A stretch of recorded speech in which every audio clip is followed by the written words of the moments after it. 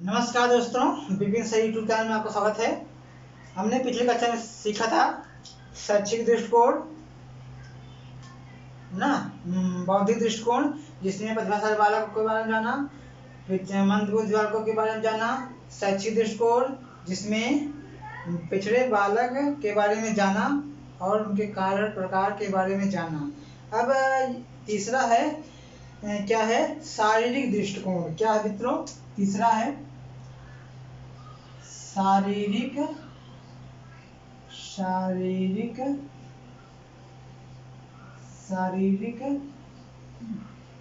दृष्टिकोण।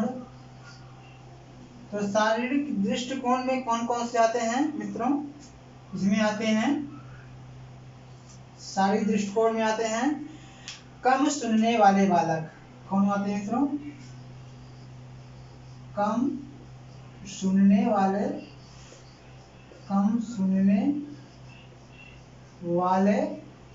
बालक। कम सुनने वाले बालक। और कौन आते हैं? मूक बधिर बालक। मूक बधिर बालक। मूक बधिर बालक। और कौन आते हैं? दृष्टि दोष से युक्त बालक। आते हैं दृष्टि दोष युक्त बालक।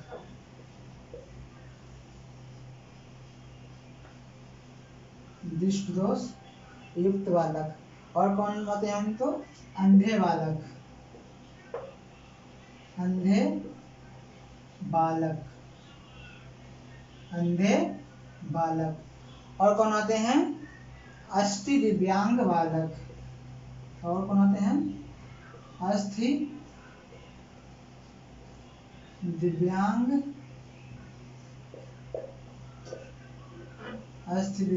बालक। अस्थि दिव्यांग बालक। ये क्या है मित्रों? शारीरिक दृष्टिकोण के अंतर्गत आते हैं। कौन आते हैं? कम सुनने वाले बालक, मूक बधिर बालक और दृष्टि दोष युक्त बालक, अंधे बालक, अस्थि दिव्यांग बालक। ये क्या है मित्रों? कौन है? शारीरिक दृष्टिकोण के अंतर्गत आते हैं। अब इसके बाद हम देखते हैं इसका समस्यात्मक बालक। क्या? समस्यात्मक बालक। क्या मित्रों? नंबर 4 समस्यात्मक बालक। समस्यात्मक बालक। समस्यात्मक बालक। समस्यात्मक बालक में आते हैं सामाजिक रूप से कुसमायोजित बालक। इसके अंदर आते हैं सामाजिक रूप से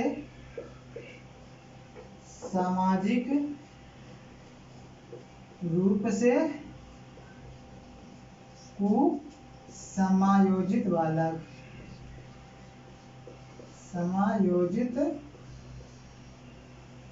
कुसमायोजित बालक। और कौन आते हैं? संवेगात्मक रूप से असंतुलित। कौन मित्रों? संवेगात्मक रूप से असंतुलित।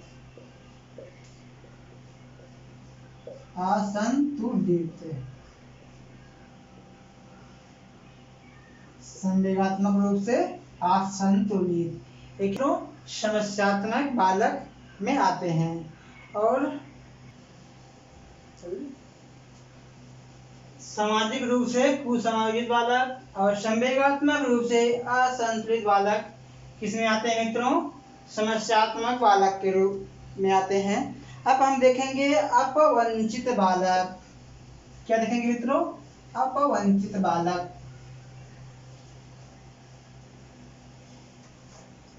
अपवंचित बालक, अपवंचित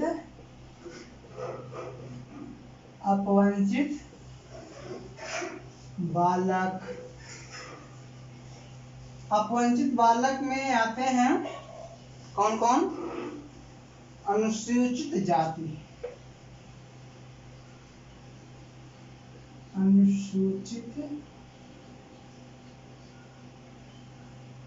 जाति और अनुसूचित जनजाति,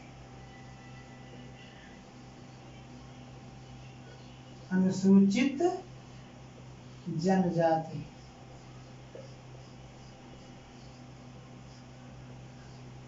और कौन आते हैं? पिछड़ी जाति,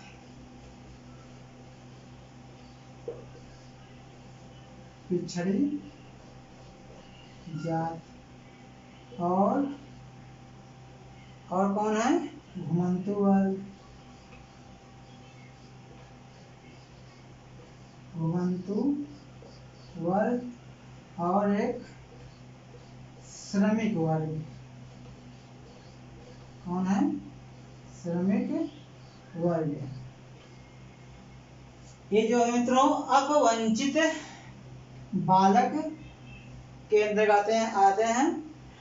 अब हम इनके बारे में क्रम से जानेंगे कि ये क्या है ना। अनुसूचित जाति क्या है, अनुसूचित जनजाति क्या है, पिछड़ी जाति क्या है, घुमंतु वर्ग क्या है, श्रमिक वर्ग, इसके बारे में हम क्रम से अध्ययन करेंगे, क्रम से जानेंगे। तब आइए देखते हैं हम। सबसे पहले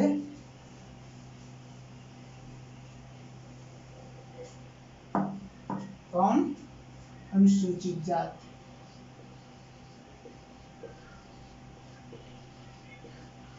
अनुसूचित जाति।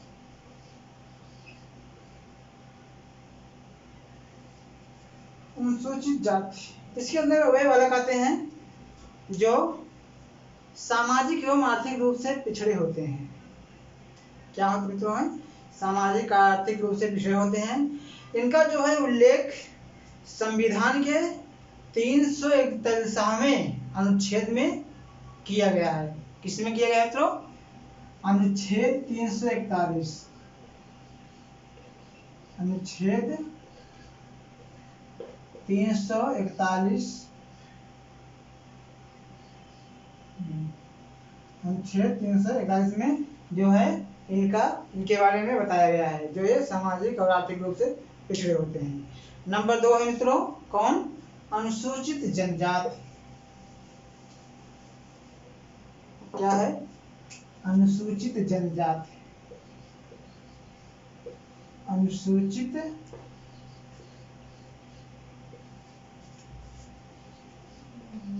जनजाति, अनुसूचित जनजाति।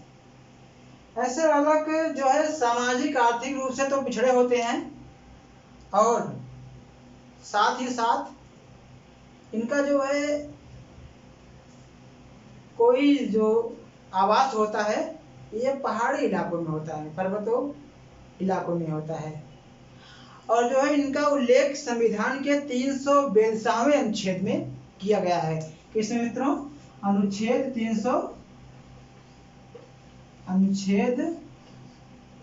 342 में। किसमें? अनुच्छेद 342 में जो है अनुसूचित जनजाति के बच्चों के बारे में जो बताया गया है इनकी क्या है दशा ना। अब इसके बाद आता है मित्रों पिछड़ी जाति। क्या मित्रों? पिछड़ी जाति, पिछड़ी जाति।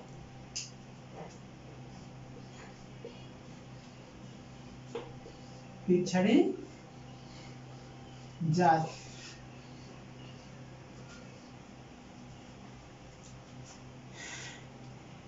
ये सामाजिक आर्थिक रूप से तो बहुत कम पिछड़े होते हैं।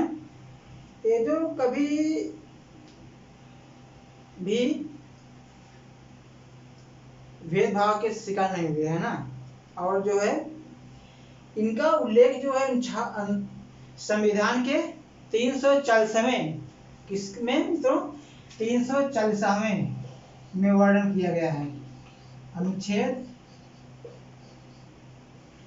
340वें में, अनुच्छेद 340 में इनका जो है वर्णन किया गया है। मित्रों आप लोग जानिए यहाँ से, बस यहाँ से यही क्वेश्चन बनते हैं कि इनका वर्णन किस अनुच्छेद में किया गया है, अनुसूचित जाति का वर्णन किस अनुच्छेद में किया गया है, पिछड़ी जाति का उल्लेख किस अनुच्छेद किया है। बस यहाँ से यही क्वेश्चन बनता है कि इनका उल्लेख किस अनुच्छेद में किया गया है।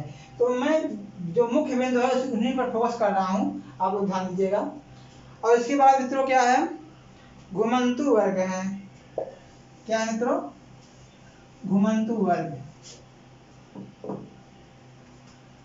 घुमंतु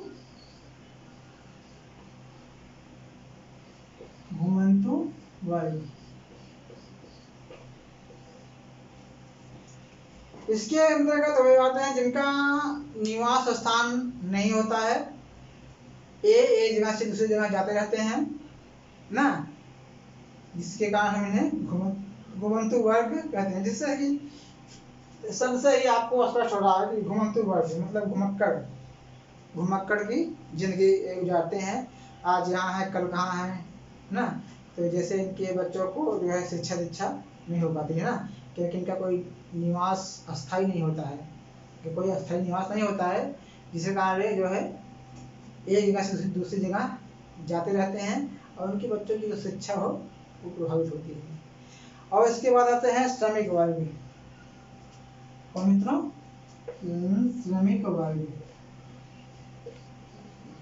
श्रमिक वर्ग, श्रमिक वर्ग क्या मित्रों, इसके अंदर आते हैं आगे श्रमिक वर्ग। श्रमिक वर्ग जो है इसमें वे बच्चे आते हैं, वे परिवार के बच्चे आते हैं जिनका मतलब जो कुछ समय के लिए कहीं कारखानों कंपनियों में जाते हैं, वहीं रहते हैं और अपने बच्चों को लेकर जाते हैं, जिसके कारण के बच्चे शिक्षा से वंचित हो जाते हैं, क्योंकि इनका भी कोई निश्चित नहीं होता है ना, कि जब तक 3-4 महीने तक कंपनी में काम होता है तो रहते हैं, उसके बाद फिर चले जाते हैं। तो इस कारण से जो है इनके बच्चे भी जो है शिक्षा से वंचित रह जाते हैं। यही क्या है मित्रों, अपवंचित बालक के अंतर्गत सब हम जो है अध्ययन कर रहे हैं। अब अपवंचित वर्ग की प्रमुख समस्याएं क्या है। अपवंचित बालक की जो समस्या है, आर्थिक कारण होता है, सामाजिक कारण होता है, नैतिक कारण होता है, इनका स्थायीपन न हो पाना, ये सब क्या है मित्रों इनके कारण है ना, अपवंचित बालक की समस्याएं हैं। इनका निवारण क्या है, जो बच्चे जो है आर्थिक रूप से पिछड़े हैं उनको जो है सरकार द्वारा आर्थिक मदद दिया जाता है, दिलाने का प्रयास किया जाता है ना। और जो है इनका जो है इनका एक अस्थायी मतलब विद्यालय हो जो इनके निवास स्थान के आसपास ही होना चाहिए ना। तो ये सब जो प्रमुख कारण हैं जिससे हमें अपवंचित बालकों की समस्या को निवारण कर सकते हैं। अब हम मित्रों जानेंगे किसके बारे में, श्रवण बाधित बालक के बारे में। अब हम जानेंगे किसके बारे में, श्रवण बाधित बालक के बारे में। श्रवण बाधित, अब हम जानेंगे श्रवण बाधित बालक के बारे में। श्रवण बाधित बालक के बारे में जानेंगे। ऐसे बालक जो सुनने में असमर्थ होते हैं उन्हें जो है हम श्रवण बाधित बालक कहते हैं। ऐसे बालक जो सुनने में असमर्थ होते हैं, आंशिक रूप से असमर्थ होते हैं, उन्हें हम श्रवण बाधित बालक कहते हैं। इसके अंतर्गत जो है कई प्रकारों में बांटा गया है, हम बताएंगे आपको आगे। सामान्य रूप से जो सुनने का जो उसका मानक है वह 0 से 25 है। कितना है मित्रों, 0 से 25 डेसिबल। 0 से 25 डेसिबल ये क्या है, सामान्य है। सामान्य रूप से माना जाता है। सुनने की तीव्रता सामान्य रूप, क्या मित्रों, सामान्य रूप से कितना माना जाता है।